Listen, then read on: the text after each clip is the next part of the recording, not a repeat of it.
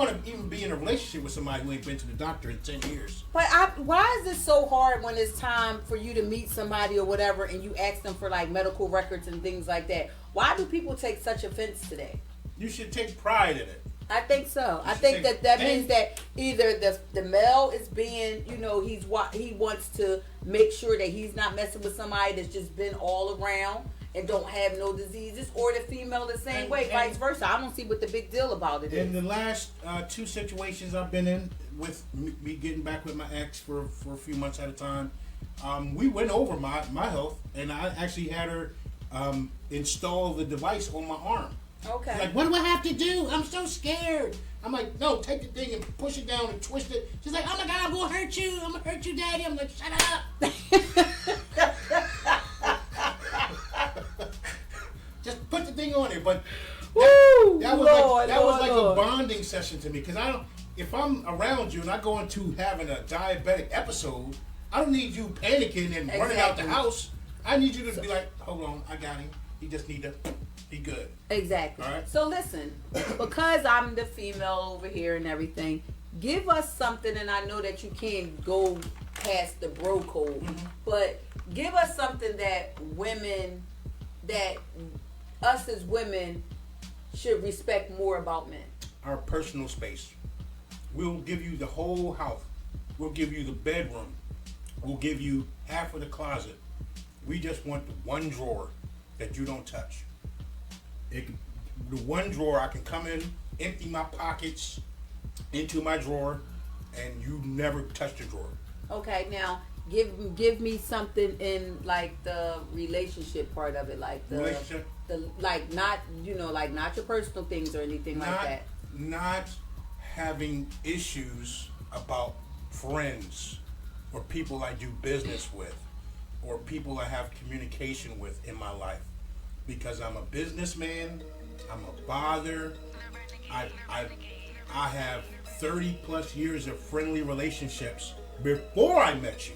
Exactly. So if you think for a second I'm supposed to give that up and you're going to take the place of 30 years of what I built, you got another thing coming.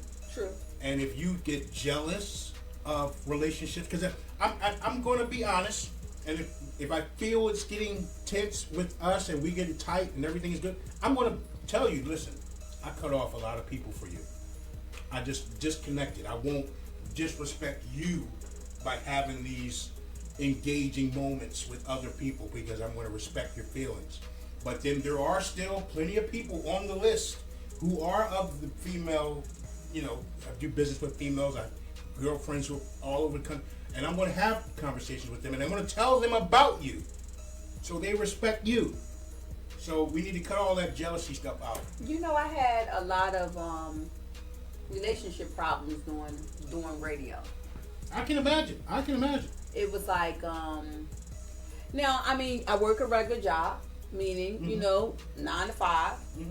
But it was like, soon it was time to do something for the radio, it was kind of like a big deal all the time. Like, and whenever it comes to that radio, you got to because that's my job. Like, and that's right. What I like to do. The same way, space is a problem. Like, I'll give anybody the space. You understand? Like, I'm not going to hover over you. I'm not going to do all of that. If you got a drawer, I'm not touching your drawer. You understand? Even if you say go into the drawer and give me something, I don't know. You come into this own drawer yourself. But people don't understand when you like something and something is, for you. Why try to take that away from people? Like, why try to take that away from people? Because you're not going to replace that in a relationship, and then because they're not that person is not going to take that away from themselves. If they wanted to do something, they're going to do it. They'll have all the support in the world, but then when someone else wants to do something, you don't want to support them. And I feel like that's so selfish. And on top of that, since it is the 9 o'clock hour, to the other extreme of that, if you're getting into a relationship or you're getting to know someone who is an absolute freak, and you met them as a freak, and now you're together, you're bonding, and then all of a sudden there's this talk of a relationship. Do you think just because I'm going to spend some more time with you that I'm not still having these thoughts and things that I do? So if you're not willing to level up your freak to match my freak, I already tell you that right now, it's not gonna work. All right, because you're not going to be the all-encompassing one. So in that scenario, I say that to say this. That's my new segue. I hear people say that all the time. What? I say that to say this. You a sickness. No, so let me break it down. What he's basically saying is, if you meet someone and you're on this freaky level, that person has to match up to what you're into. But don't they say opposites attract? So what if you meet someone that you can build to do that?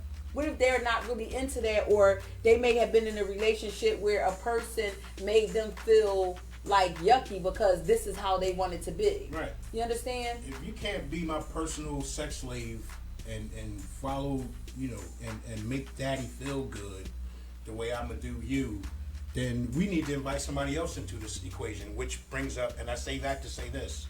The polyamorous relationships are the new thing, Tosh. The what? Polygamous, okay? You just made up your own goddamn word, cause I said the what? And now I'm sitting here thinking like, I ain't never heard of that one before. I ain't never heard of that. How you never heard of that? Cause that's the truth. That's one of the truth things. Polyamorousness is the thing. Polygamy, yes. It's accepted now. It has always been accepted. Always, yeah. It has always been accepted with certain people that this is what they into. So I mean, I don't see if that's what you're into and you're meeting people that's into it, then it is acceptable. Some people look at it swingers, as was the thing back in the day. Well, I mean, it's the same thing as swingers. It's still the thing today too. Because I say that to say this. Halloween weekend, I'm putting together a swingers set weekend. You want to follow me on the Instagram to get more information on that at DJ TRU. Are you going to put that in your bio? I'll put a link in the bio. Is this going to be a link in the bio? It's an exclusive event, exclusive secret location, and we're going to talk about that. Okay. All right. All right now. Okay. I'm going to bring you guys opportunities that you probably think you want, tried to get, never thought you could have. Do you know what's going to be so crazy is everybody's going to be in my inbox like, yo, is you going? Hey, Tosh, if you go, that's your business, okay? I'm not. No, but I'm just saying they know that as soon as you do something, yo, you going? I'm telling you, I guarantee you. Yeah, I guarantee you that it's going to be in there. Yeah, we want you guys to engage with us. I'm going to create opportunities that allow you to engage on whatever level you are on. If you're an artist, you'll be in an artist engagement. If you are into community service, making things happen in your neighborhood, like my man C Sharp out in St. Louis, I always bring him up because he's doing great things for his community. I'll find ways to bring you in. If you are into sexcapades, porn stars, strippers, the exotic realm, I got you covered. Oh yeah, he definitely does. Got you covered. On that one. Okay. On that note. Hang tight, guys. Listen, follow us. Well, listen, though, what David Vincent just said, he said if she ain't a freak, then you turn her into a freak. That's what I'm trying to get at. There's a class for that, okay? And you pay for that. If you're already there and I have to teach you. No, who said that they were there? What I'm saying is, listen, do you know at one time sex was like frowned upon. So if a person did certain things, then they were like frowned upon, and it was like, oh, go ship them down south, and then when they come back, so I guess they could be born again. So what I'm saying to you is if a person is not as freaky because maybe they have had some sexual escapades and then now people made them feel ashamed of it to do what they wanted to do. That doesn't mean that she's not a freak. I hope you're not the person who shames freaks or freak shamer. Who? I don't know if that's the word, but it's not you. Oh. But if there's people out there that say, "Oh, girl, you did that. You so messed up." But so what's so crazy is them same ones that scream, "Oh, you did that and you did this," be the main ones doing that and this, and just don't want nobody to find out, like that they did it. I think that at this age, everybody is grown, so whatever you're going to do, just do it. Nobody really cares what you're doing behind closed doors. Right. And they really don't. It's your life, it's your world, whatever makes you feel good. Exactly. If you're a professional toe sucker, then suck them toes. Suck them toes, man. I'm trying to tell you. Man, listen, honey, I'm going to give you a scenario. All right. And please don't talk about this $40. Talk about there's plenty of $40 here. Please don't talk about these $40. Plenty of $40, okay? And who came up with the $40? I don't know, but I'm going to do a history check. You need to, because we need to find out who came up with $40. There are $40 songs out. There's a whole catalog of rappers, artists with $40 songs out. I know they wasn't giving out $40. Is they the ones that started it? I don't know, but I'm going to find out the history of the $40. Because it started somewhere. I don't know if it went from 20 to 40, or it just always started at 40. No, because I've never heard the 40. Like, I really didn't. Like, I heard weed. I heard, drinks. I heard, just different things. I just never heard $40. And then within, like, the last 2 years, it's just been $40. And, like, what are you doing for $40? Ron Browse had a song called, "Now, wife at the club, give me $20. Yeah, but okay. I don't know if somebody But heard give that. me $20 at the club. I think that meant that to get in the club to see him. Maybe somebody heard that and said, you know what? I'm going to double it up, make it 40, come to the house. Oh, Lord. You gotta do some research on that. I gotta look into that as well. Yes. I gotta look into that as well. Yes. So now, see, David Vincent said, and I can agree, I can contest to this. He said, now it's $40, but it used to be Reeboks. I remember they used to ride around with Reeboks in their car. Pop a girl, give a girl Reeboks. I am so happy I had grandmother and grandfather that bought me every color Reebok. That's probably why they thought I was nasty or something, because I had all the color Reeboks. Okay. Yep, it was Reeboks. Wow, that's something I like. And Reeboks back then was $40. We getting to something, Dave. We getting to something. Because Reeboks was like $40, $45 back then. Wow, that's crazy. So the history of the $40. Yeah, we got to find that out. So for the next week, we're going to do all the research. If you got some research you want to add to it, go ahead and do it. Inbox us, DM us, and we'll bring you into the next week live conversation. And then you can always follow us on the podcast. Tosh and Truuf podcast. Search Very Disrespectful. Hashtag it. Any of the Spotify, Google Podcasts, Apple. You should have the Apple Podcast app on your phone. Just go into the app, search Very Disrespectful. We're going to pop right up. See that on the screen? Pop right up.